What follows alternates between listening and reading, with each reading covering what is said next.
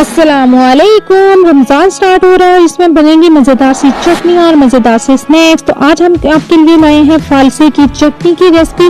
आप ये रेसिपी कैसे बनाएंगे हम आपके साथ शेयर करेंगे। बहुत ही आसान सी रेसिपी। आप चटनी पहले से बना के फ्रिज में स्टोर कर सकते हैं। चलते हैं देखते हैं इसके लिए हमें किन चीज़ों की जरूरत होगी।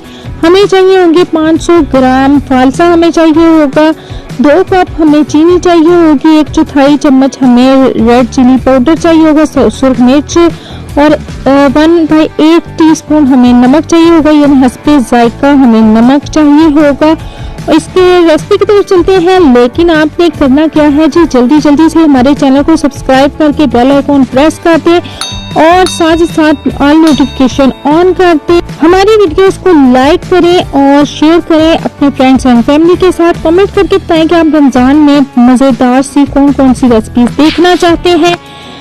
चलिए जी चलते हैं कि हम कैसे बनाते हैं अपनी रेसिपी। तो हमने एक स्टेनलेस स्टील का बाउल ले लेना है। इसमें हमने चीनी और फालसा जो है वो डाल देना है और जो पैंदा है वो इसका मोटा होना चाहिए, बर्तन का मिक्स कर देना है हमने इसे अच्छी तरह से और इसको ओवरनाइट के लिए अपने फ्रिज में रख देना है। और उसके बाद इसको हम फ्रिज में रखते हैं या फिर आप किचन में रखते हैं, लेकिन किचन में गर्मी नहीं होनी चाहिए। आपने ठंडी जगह पे इसे रख देना है ओवरनाइट के लिए। उसके बाद क्या करना है जी, हम जब मेल्ट हो जाएगी चीनी और ओवरनाइट जब आप रखेंगे तो चीनी अच्छी तरह से मेल्ट हो जाएगी, तो फिर हमने इसे लो फ्लेम पे या मीडियम फ्लेम पे आपने इसे चूल्हे पे रख के इसे पका लेना है थोड़ी देर के लिए।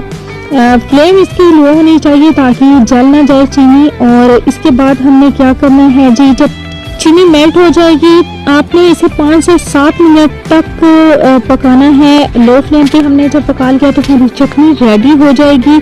इसके बाद क्या करना है कि आपने इसे ठंडा कर लेना है और इसको स्टोर करने के लिए हम क्या करेंगे, हम जार ले लेंगे शीशे के और उनको 8 मिनट तक उबलते हुए पानी में रख देंगे। उसके बाद आपने इन जार्स को अच्छी तरह से खुश्क करना है और जब ये खुश्क हो जाएंगे अच्छी तरह से तो ये हमारे रेडी हो जाएंगे चटनी डालने के लिए। आप इन जार्स में चटनी डाल के फ्रिज में स्टोर कर सकते हैं। चलें हम इसमें फिर क्या करेंगे, हम इसमें चटनी डाल देंगे और उसके बाद हमने इस चटनी को हम 1 से 2 महीने तक जो है फ्रिज में स्टोर कर सकते हैं।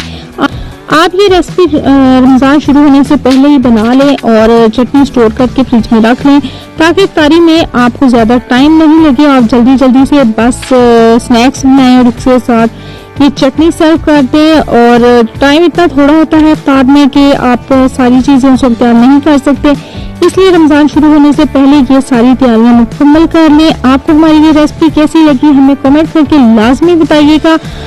इसके साथ ही हमें दीजिए इजाजत। अल्लाह हाफिज। अपना बहुत सा ख्याल रखिएगा। वीडियोस को लाइक और शेयर करें और कमेंट करके बताएं कि आप मज़ीद कौन सी वीडियोस देखना चाहते हैं।